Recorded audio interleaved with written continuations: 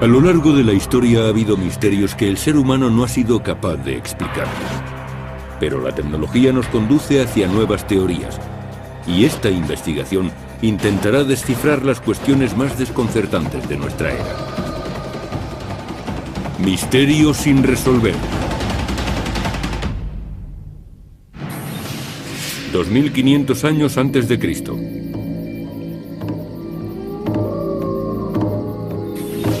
Inglaterra. Un círculo de piedras gigantescas. Comienza un antiguo ritual. Sonido de tambores. El ritmo va alcanzando la cadencia adecuada. Y todos los presentes entran en un extraño trance. Conocer este ritual podría desvelar los oscuros secretos de Stonehenge.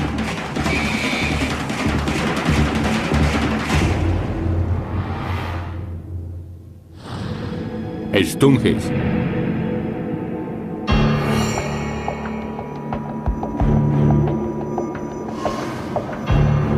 Stonehenge es un antiguo y misterioso monumento. Se encuentra aislado en el corazón de la campiña inglesa. De momento nadie ha sido capaz de averiguar quién construyó Stonehenge ni por qué. La prueba del carbono nos dice que su construcción comenzó hace unos 5000 años. Una solemne avenida conecta el círculo con el cercano río Avon. El monumento original contaba con más de 150 piedras de unas 40 toneladas de peso cada una, que conformaban un recinto circular. El centro de todo es esta extraña piedra, a la que llamamos la piedra del altar. La duda tiene que ver con su posición. Se ignora si estaba enhiesta o por el contrario tumbada como una losa a modo de altar. ¿Qué sucedía en ese altar? Es una pregunta que se ha hecho la humanidad durante miles de años. El periodo que abordamos es la prehistoria, y el problema de ese periodo es que no disponemos de ningún testimonio escrito. Así que lo único que sabemos proviene de la arqueología, las excavaciones y de los análisis. Sobre Stonehenge se han dicho muchas cosas, desde que era un hospital del Neolítico hasta una pista de aterrizaje para alienígenas, desde un templo solar hasta un santuario druida. Pero el descubrimiento de los restos calcinados de unas 200 personas en 2008 nos sugiere un pasado más oscuro. Stonehenge pudo ser un templo de la muerte. Un lugar donde los vivos acudían para encontrarse con los espíritus. El descubrimiento en 2009 de un segundo círculo llamado Blue Stonehenge refuerza la teoría de que Stonehenge formaba parte de un complejo ceremonial mayor. Stonehenge es sin duda un centro ceremonial. Estoy seguro de que allí se practicaban rituales.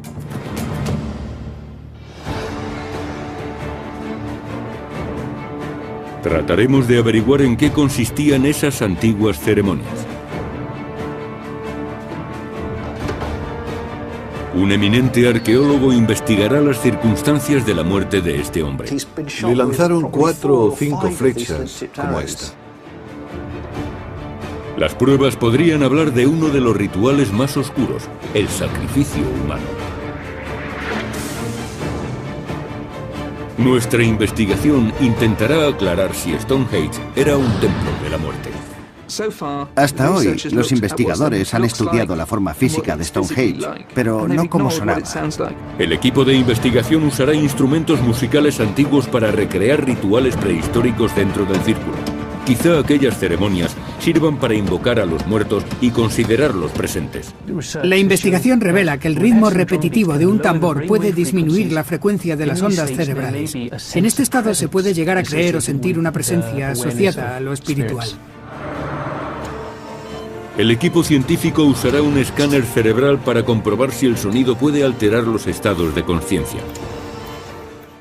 Los sonidos experimentan curiosas variaciones en Stonehenge. Y una psicóloga podría demostrar el poder del sonido a través de la hipnosis. La hipnosis crea un estado similar al sonambulismo.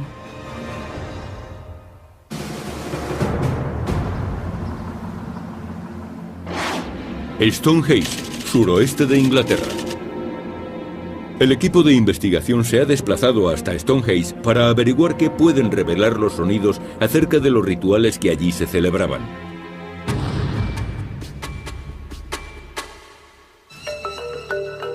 Rupert Till es un experto en tecnología acústica y dirige el equipo. Hace 4000 años la cultura se transmitía de forma oral, se transmitía de boca en boca. No existía la escritura, así que la información y las costumbres se transmitían hablando y escuchando. Si estudias lugares antiguos donde se celebraban rituales, quizás tengas que prestar tanta atención a lo que oyes como a lo que ves.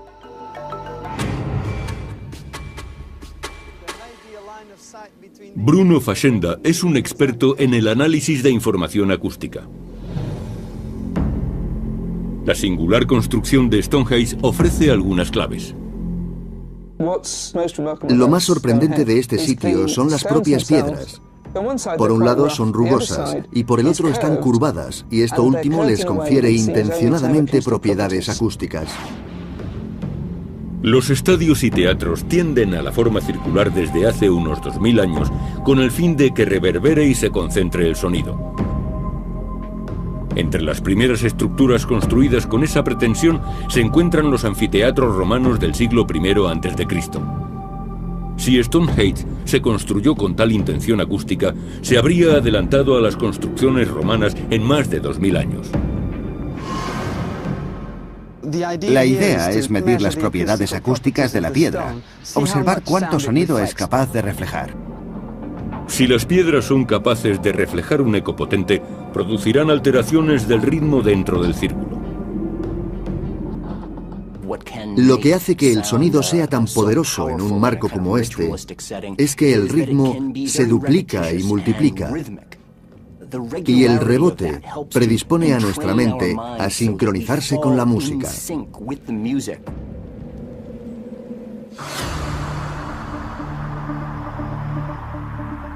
Un experto en instrumentos prehistóricos se ha unido al equipo para recrear música antigua.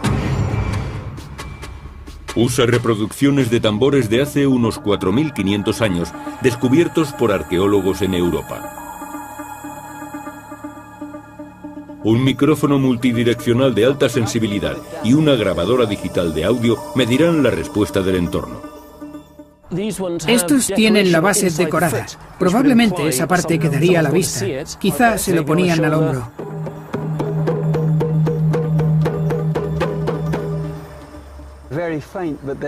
Ahí hay un poco de eco, aunque débil. Suena diferente allí que aquí. ¿Quieres probar por dónde debía estar el altar? El equipo se dirige hacia el supuesto altar.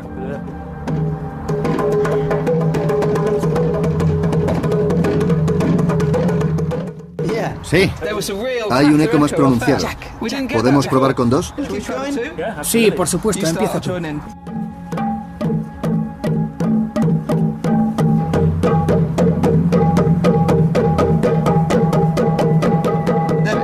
Aquí está. ¿Puedes oírlo? Intenta seguir el ritmo.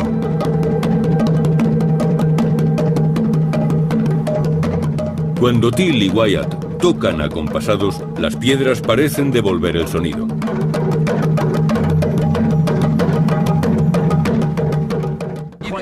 Puedes oír el eco de manera muy clara, ¿verdad? Ese taca, taca, taca, taca.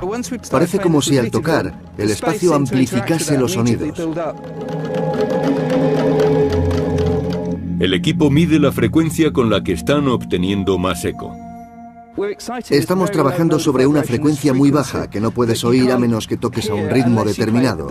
Si tocas a ese ritmo, puedes comenzar a percibir esas frecuencias, que están alrededor de los 10 hercios. En torno a esa franja de frecuencias es donde se dan las ondas alfa. Los tambores suenan en la frecuencia necesaria para producir ondas alfa. Las ondas alfa se corresponden con un ritmo en el que el cerebro parece relajarse. Exponer a un ser humano a sonidos rítmicos puede inducirle a un estado propicio para la meditación, por ejemplo. Un ritmo repetitivo de tambor al producir ondas alfa puede crear un estado alterado de conciencia. ¿Has sentido cómo te desvanecías? Estaba empezando a dormirme.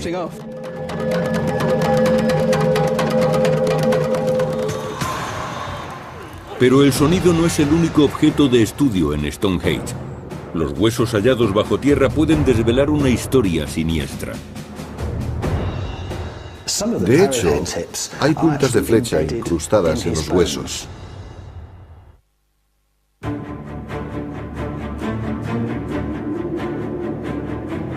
Misterio sin resolver está en Inglaterra, tratando de desvelar uno de los enigmas más antiguos del mundo. Stonehenge.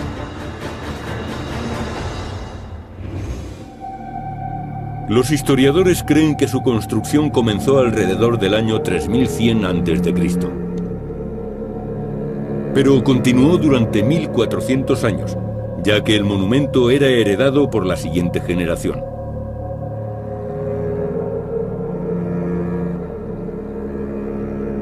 Empezó siendo una zanja circular en el suelo. ¿Cuándo llegaron las primeras piedras? Hay varias teorías al respecto. Quizá en algún momento entre 2700 o 2600 años antes de Cristo. Las piedras de Bluestone fueron las primeras del complejo.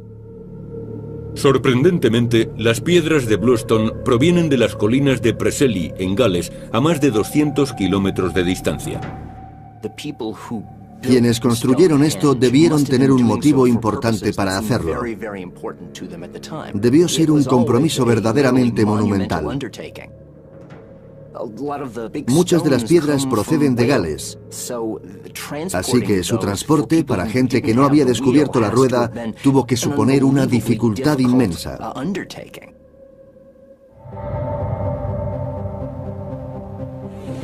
Alrededor del año 2500 a.C., las piedras de Bluestone fueron redistribuidas y los grandes bloques de arenisca se dispusieron en un círculo alrededor de ellas. Las piedras tienen una disposición bien estudiada. Están unidas como ensambles de caja y espiga. Cada piedra vertical tiene protuberancias en su parte superior que encajan en los huecos de la horizontal. Parece un trabajo de carpintería, pero hecho con piedra muy dura. Sorprendentemente, hace unos 4500 años, el pueblo que construyó Stonehenge aplicaba técnicas de carpintería en rocas de 40 toneladas.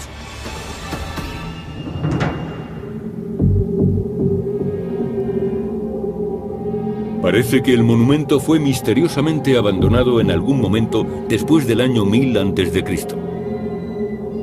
Esta hazaña de ingeniería prehistórica ha asombrado a la humanidad durante generaciones.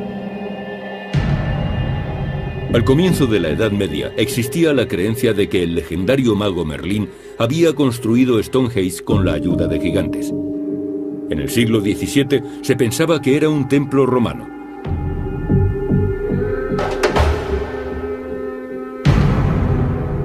Pero en el siglo XX se descubrió algo muy curioso, cuando unos arqueólogos advirtieron que el sol regía la orientación del monumento. Se alinea con el sol durante los solsticios de verano e invierno, el día más largo y el más corto del año, respectivamente. Cuando se construyó Stonehenge, los antiguos habitantes de Gran Bretaña comenzaban a vivir en grandes comunidades y a labrar la tierra. Dependían de las estaciones y conocían su paso gracias a Stonehenge. En 2005, un arqueólogo llamado Mike Parker Pearson realizó un asombroso descubrimiento cerca del lugar. Sería un descubrimiento muy relevante sobre los antiguos rituales que se practicaban allí. En un asentamiento que estuvo habitado durante la construcción de las estructuras más grandes de Stonehenge, se encontraron montones de huesos de cerdo. El análisis de los huesos revela que pertenecen aproximadamente al año 2600 a.C. Todos los cerdos eran de una edad similar y fueron sacrificados en la misma época del año. Alrededor del solsticio de invierno, pocos días antes de nuestro día de Navidad. A juzgar por la cantidad de huesos de cerdo encontrados, parece que fue una celebración masiva. Dentro del propio círculo se desenterraron pruebas aún más siniestras. Huesos humanos, cientos de ellos quemados y enterrados en una fosa. El primer análisis de los huesos incinerados que se encontraron en Stonehenge nos sugiere que pertenecían principalmente a varones adultos. Cabe suponer que allí se diera sepultura a hombres importantes dentro de la comunidad.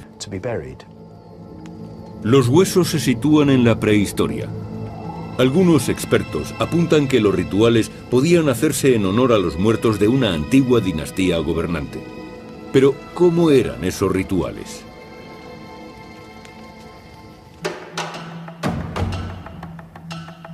El descubrimiento de un esqueleto podría aportar pruebas. En una zanja había enterrado un hombre al que se conoce como el arquero de Stonehenge. Su esqueleto fue hallado cerca de la entrada de Stonehenge. Fue enterrado junto a su muñequera de piedra y su carcaj. Se daba por hecho que era un arquero, pero alguien observó más detenidamente las puntas de flecha y se dio cuenta de que un gran número de ellas habían perdido su punta. Incluso algunas de las puntas estaban incrustadas en sus huesos. Así que las flechas quizá no fueran una ofrenda, sino que probablemente aludieran a la causa de su muerte. El arquero recibió al menos 5 flechazos y fue enterrado en el monumento más sagrado de su tiempo. Para mí, el hueso del cuerpo de esta persona que más información aporta es este. Está dañado por una punta de flecha de sílex, pero el daño no viene de esta parte, sino de esta otra. Esta pequeña marca de aquí significa que a este hombre le lanzaron una flecha por la espalda, la cual atravesó su cuerpo y quedó alojada en la parte de atrás de su esternón. Las pruebas indican la posibilidad de un sacrificio humano. No creo que fuese tan solo la víctima de una muerte cruel. Dudo que enterrasen a alguien en Stonehenge solo por haberle dado muerte. Debía de ser alguien importante. El equipo científico ha ideado una prueba que podría desvelar el destino que corrió el arquero.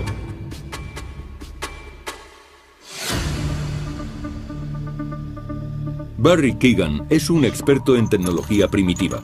Puede fabricar arcos antiguos y flechas con punta de sílex. También practica el tiro con arco. En la prehistoria, arcos y flechas formaban parte de la vida diaria y eran una extensión del hombre. Si el arquero de Stonehenge fue sacrificado, le habrían disparado desde una distancia más corta. En esta prueba, Keegan disparará al hueso desde una distancia cada vez más cercana. E intentará reproducir las marcas encontradas en el esternón del arquero de Stonehenge. El primer disparo es desde 15 metros. No creo que dañe mucho al hueso desde aquí.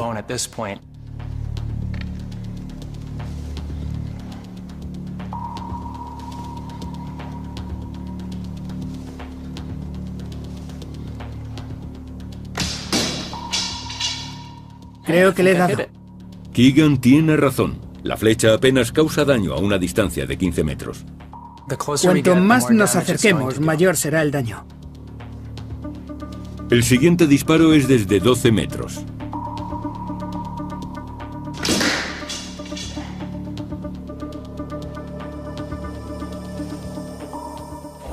He acertado. 9 metros. Parece que ha hecho algún daño. Y por último, a 6 metros.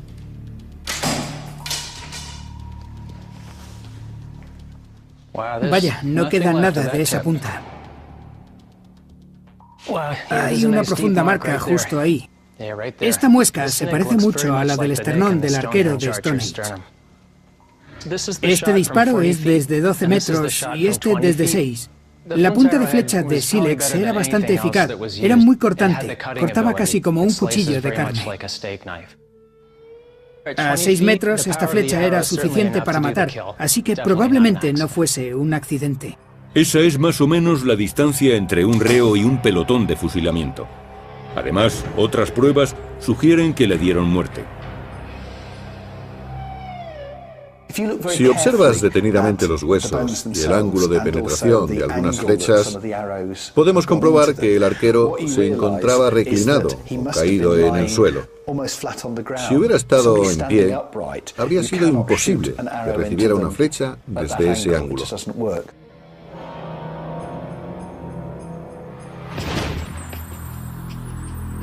El equipo estudia la posibilidad de que Stonehenge fuera un templo para entrar en contacto con los muertos. Solo se conserva un 40% de las piedras originales. Que las piedras no conserven su disposición original supone un problema. Es como intentar medir la acústica de una catedral derruida. Se pueden conseguir algunos efectos, pero no los mismos. Necesitan probar el sonido de Stonehenge como si permaneciera intacto. Y existe un lugar donde es posible hacerlo. Se puede oír cómo resuenan los tambores, cómo se expande el sonido e invade todo el recinto, que parece temblar.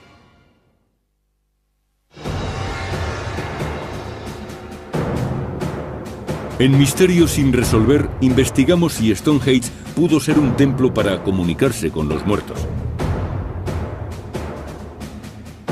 Al círculo le faltan algunas piedras, pero existe una reproducción del monumento a tamaño real.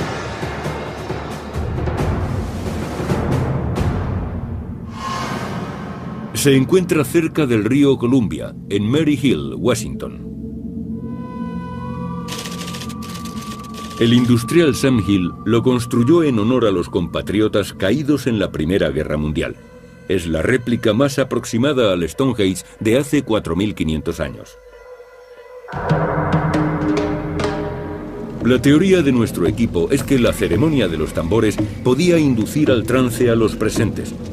En ese estado, quizá llegaran a creer que los espíritus de los muertos les acompañaban. En muchas culturas se recurre al trance con el mismo objetivo. En los rituales vudú típicos de Haití y de algunas regiones de África se emplea el sonido repetitivo de los tambores para inducir al trance. En ese estado los participantes creen que han sido poseídos por los espíritus y son capaces de hablar con los muertos.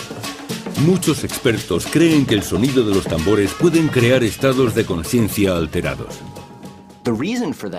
Este fenómeno se conoce como entrainment. Cuando alguien se expone a un determinado estímulo rítmico, su cerebro tiende a sincronizarse con ese patrón. Parece que esa es la razón por la que se usan tambores en tantos rituales. Si aquí logras crear el tipo adecuado de estímulo acústico, el eco debe proporcionarle unas propiedades poco frecuentes.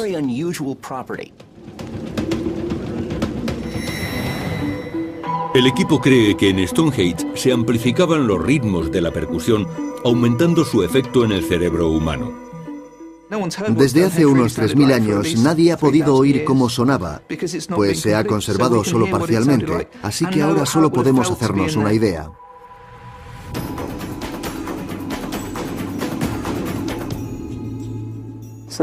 Este es nuestro Dodi. Es un dodecaedro, un altavoz especial para mediciones acústicas. Tiene 12 caras y 12 altavoces. Es capaz de enviar el sonido en todas las direcciones. Esto es sonido de coches. Se transmite al ordenador. Entonces se envía al altavoz de baja frecuencia y la frecuencia alta al Dodi. Vamos a reproducir un sonido, una frecuencia, una nota. Y vamos a buscar las frecuencias donde empiezan a resonar. Veamos si resuena como si fuera una copa de vino. Si el equipo puede encontrar el punto donde el sonido empieza a vibrar, quizá creen una acústica que induzca al trance. Este es el primer modo.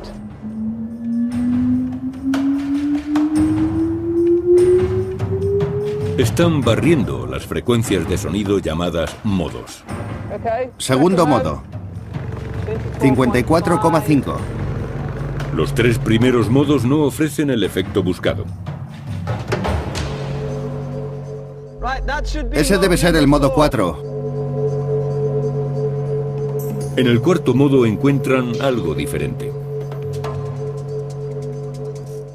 Te daré volumen en el centro. 92,5. De acuerdo, vamos al siguiente.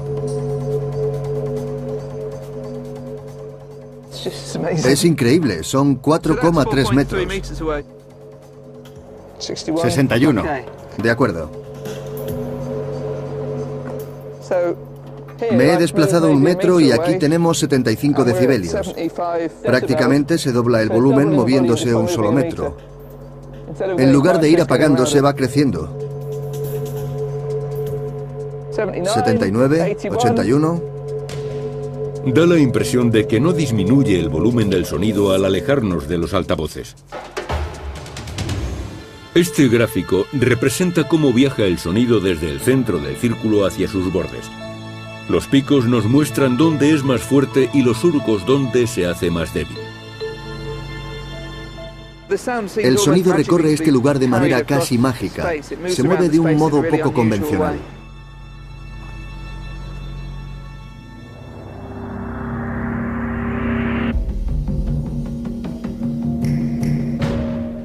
Para comprender cómo podía afectar el sonido de Stonehenge al cerebro humano, el equipo científico realizará un experimento con un escáner cerebral llamado MEG, magnetoencefalografía.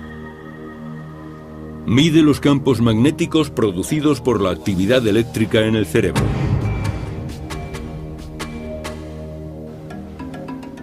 David Poeppel es un neurocientífico experto en el procesamiento del sonido por parte del cerebro. La magnetoencefalografía es la mejor forma de estudiar los sonidos. Esta máquina tiene 160 sensores que se sitúan alrededor de la cabeza.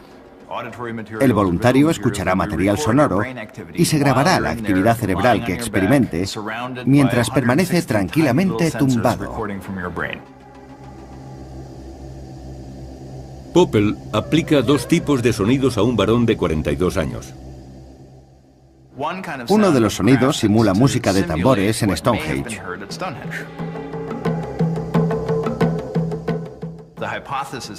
La hipótesis es que este ritmo, su tempo y reverberación tendrán un efecto determinado. El otro sonido es simplemente ruido de tráfico.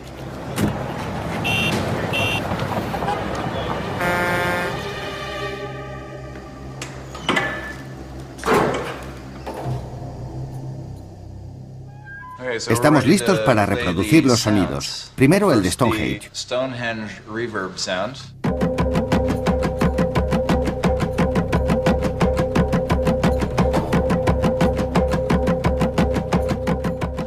Ahora el ruido de tráfico para compararlo.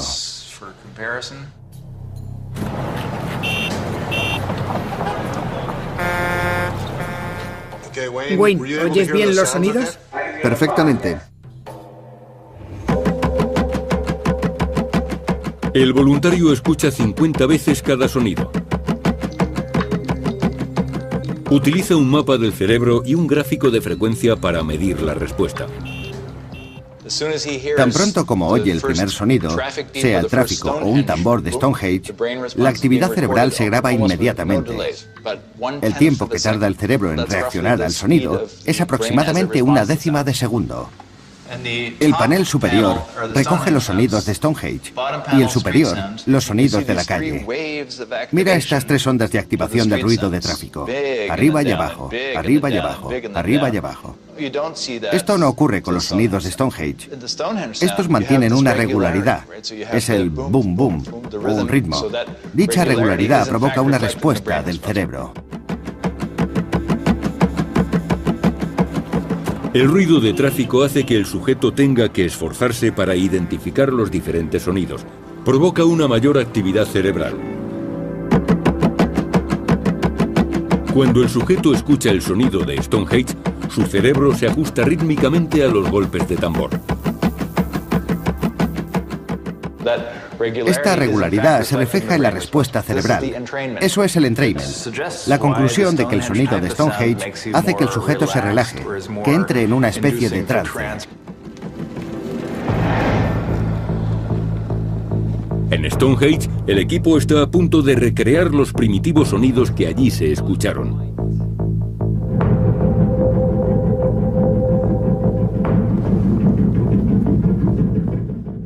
¿Has oído el efecto?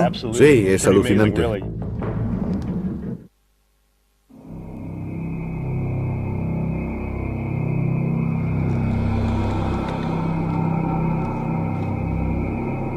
El equipo está investigando antiguos rituales que tuvieron lugar en el recinto. Las ceremonias religiosas actuales se parecen bastante a las prácticas rituales de antaño. Si nos fijamos en otras culturas y sus rituales, a menudo vemos que usan drogas. Ingieren sustancias alucinógenas para intensificar la experiencia o para alterar los estados de conciencia durante el ritual. Los chamanes de la Amazonia utilizan plantas alucinógenas y cánticos repetitivos para inducir al trance. Y hay pruebas de que los antiguos habitantes de la actual Gran Bretaña utilizaban drogas en sus rituales. Algunas vasijas encontradas allí contenían residuos de fuertes bebidas alcohólicas. Y también usaban plantas como el cannabis o el beleño, pues sabemos que se cultivaban en aquellas tierras por entonces. Estamos hablando de tecnología ritual que puede provocar cierto tipo de experiencias.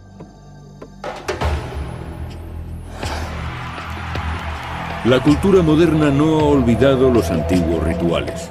Es un lugar con ciertas similitudes con una rave o con un concierto de rock. De hecho, he realizado investigaciones en locales nocturnos y en discotecas y he averiguado que los latidos del corazón se sincronizan con la música. La música ejerce una especie de control remoto. Y no solo el sonido provoca tal efecto. El sonido y la luz pueden ejercer una considerable influencia en este sentido. Es muy interesante comprobar lo poderosa que llega a ser la unión de sonido y luz. En Maryhill, el equipo de investigación quiere comprobar si tal combinación es, en efecto, tan sugestiva para el cerebro humano. Sabemos que se reunían aquí en plena oscuridad, porque los rituales se celebraban a la salida o a la puesta del sol, así que necesitarían fuego para iluminarse. La música suena y las antorchas emiten destellos que parecen seguir el compás. Hace 4000 años tenía que resultar sobrecogedor. Una señal inequívoca de presencias espirituales. Ayudaba a alcanzar el estado de trance. Los destellos de luz tienen un efecto muy poderoso en el cerebro. Pueden producir ataques epilépticos, pero también efectos positivos en el tratamiento de trastornos psicológicos como la depresión. Fijémonos en esta llama. Lo normal es que crezca o mengue al compás de la música, ya que la presión del aire cambia. Ya está sonando. En primer lugar, Till sitúa la llama frente al altavoz.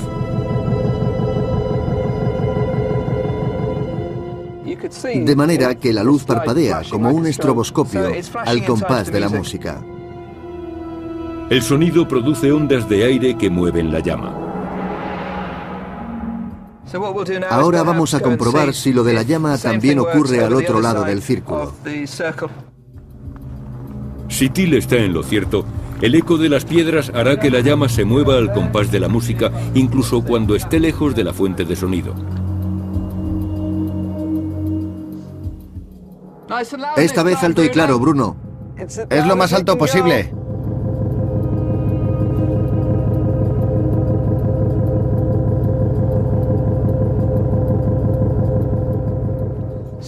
El efecto no es tan claro. No hace bo, bo, bo tan nítidamente. Pero cuando titila, se forman claros y oscuros al ritmo de la música. Es como una luz estroboscópica. Con llamas grandes y numerosas unidas al ruido de los tambores, el efecto podría llegar a afectar a la gente. Solemos quedarnos mirando fijamente a las llamas porque titilan entre 5 y 15 hercios, de manera que nuestro cerebro se deja llevar. Ahora, Till y Fashenda deben hacer la prueba con la música. Vamos a usar la frecuencia más alta y sonidos de percusión, como si estuviéramos aquí hace 4000 años con 100 personas en lugar de con un altavoz. El equipo de investigación está intentando producir una gran cantidad de sonidos de baja frecuencia. Las frecuencias entre 8 y 15 hercios producen ondas alfa. Las ondas alfa están relacionadas con estados de conciencia alterados. Los sonidos de muy baja frecuencia también se asocian con otros fenómenos naturales, como tormentas o terremotos.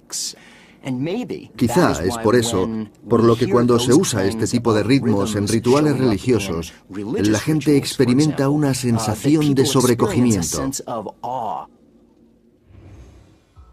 Vale.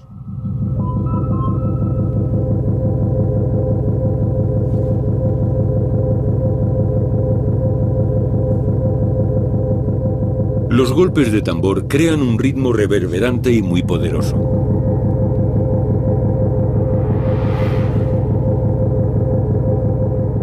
Stonehenge retumba de arriba a abajo. El experimento funciona. Esto refuerza nuestra teoría, porque está bien aplicar la moderna tecnología. Pero los tambores son la única que existía hace 4000 años. A través de su aparato de televisión, quizá ustedes no aprecien las vibraciones del sonido, pero quienes están presentes en el recinto se ven muy afectados por el ritmo de los tambores. ¿Lo oyes con suficiente claridad? Sí, cuando mueves los micrófonos y los sitúas en esta zona, es como si las bajas frecuencias te envolvieran. Afectó a todos los presentes, a mí también. Algunos empezaron a sentirse mal y ese es uno de los primeros síntomas del trance.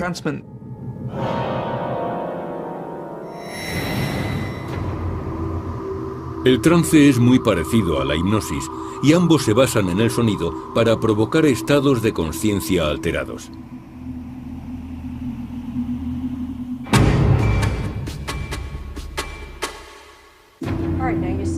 Jean Cirillo es una psicóloga que practica la hipnosis. La hipnosis puede ayudar a controlar la presión arterial, paliar el dolor, la depresión y otro tipo de dolencias que no han podido ser tratadas por otros medios. La hipnosis es tan efectiva que su uso ha sido aprobado por los ministerios de salud de varios países para tratar los efectos secundarios de la quimioterapia o el dolor posquirúrgico. El sonido es muy importante para nosotros. Puede cambiar nuestro estado de ánimo. Y el profundo efecto que tiene en nuestras mentes sigue siendo, en cierto modo, un misterio para la psicología. Para demostrarlo, Jean Cirillo va a hipnotizar a un voluntario. La hipnosis crea un estado similar al sonambulismo. En menos de 30 minutos logra anestesiar al voluntario usando la voz.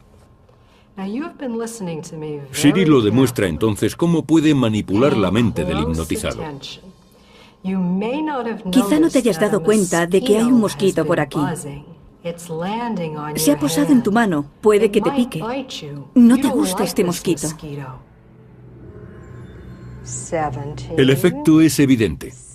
Mediante la hipnosis comprobamos cómo puede el sonido alterar la conciencia e incluso provocar alucinaciones.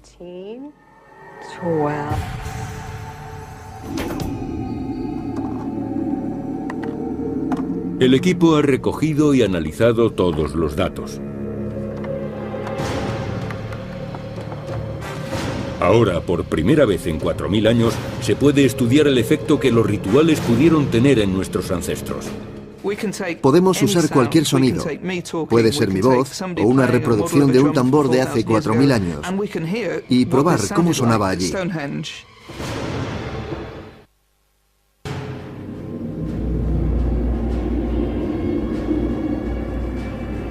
Pretendemos descubrir con qué fin se construyó Stonehenge. Este experto en acústica cree que los tambores tenían la capacidad de inducir el trance a nuestros ancestros. Este neurocientífico dice que el sonido de los tambores puede alterar ciertos patrones cerebrales.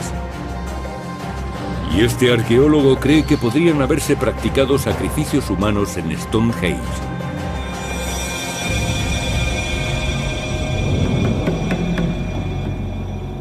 Nuestro equipo está analizando los resultados. Con la información obtenida allí y en Maryhill hemos creado una versión digital de la acústica y hemos podido recrear los sonidos que se producían allí hace 4.000 años. Podemos comprobar cualquier sonido. Este es un sonido de tambor que he creado con el ordenador.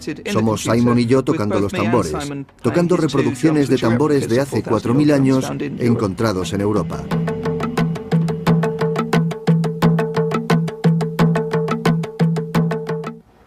Puedo aplicarle la acústica de Stonehenge.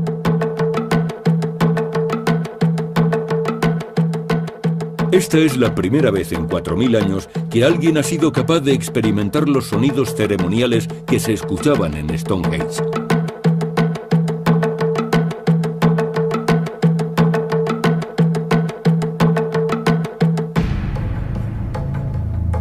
El programa de ordenador nos traslada al pasado. La investigación demuestra que el centro del círculo era un lugar significativo, donde probablemente se situaría un sumo sacerdote o chamán. El sonido viajaría en todas direcciones y rebotaría. Es el centro de percusión, el sitio más importante.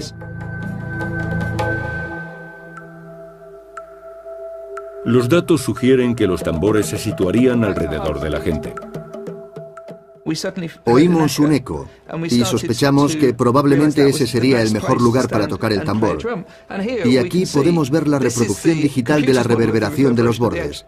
Este pico de aquí representa un fuerte eco. La investigación en Stonehenge nos permite imaginar el tipo de rituales que se practicaron allí. En los solsticios, los hombres de entonces se reunían para honrar a sus muertos. Cazaban animales e iban a Stonehenge a celebrar un festejo.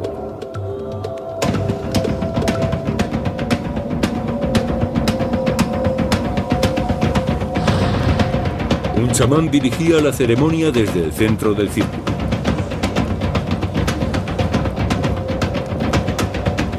Los tambores serían tañidos en los bordes del círculo y su sonido reverberaría en las piedras.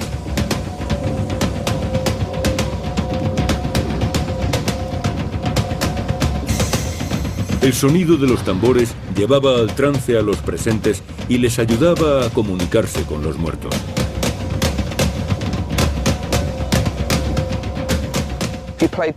Si tocas el tambor aquí al ritmo adecuado, el lugar empezaría a retumbar.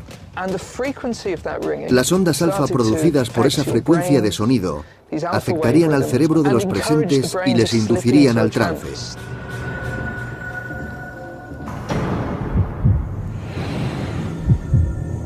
Las pruebas demuestran que si el sacrificio humano formó parte de estos rituales, fue de manera excepcional. El arquero de Stonehenge es el único hallazgo que podría sugerir este tipo de práctica. Es difícil determinar cómo murió exactamente, pero parece que fue víctima de un sacrificio. No está comprobado que los sacrificios humanos formaran parte de los rituales de aquella época. Debieron practicar muchos ritos, pero no creo que el sacrificio humano se practicara habitualmente.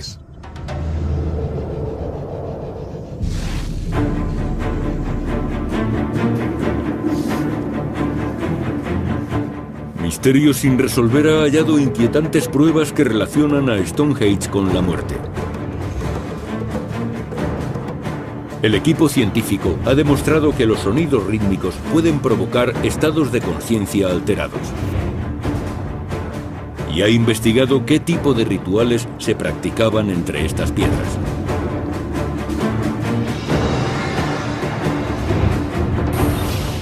Los descubrimientos arqueológicos nos muestran que este enigma prehistórico aún guarda muchos secretos.